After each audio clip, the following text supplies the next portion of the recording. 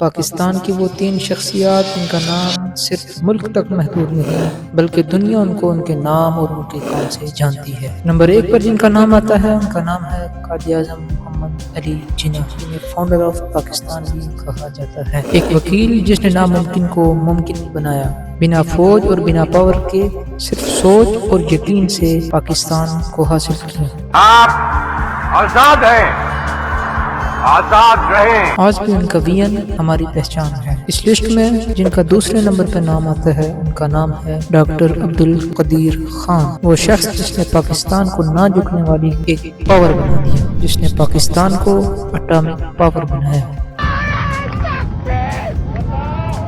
جس کی بدولت آج کوئی بھی دشمن پاکستان کی طرف میلی آنکھ سے نہیں دیکھتا۔ نمبر 3 پر جن کا نام آتا ہے ان کا نام ہے عمران خان، کرکٹ کا میدان ہو یا پالیٹکس کا ایک ہسٹری بنانے والا لیڈر، جس نے ورلڈ کپ جیت کر قوم کا سر فخر سے بلند کیا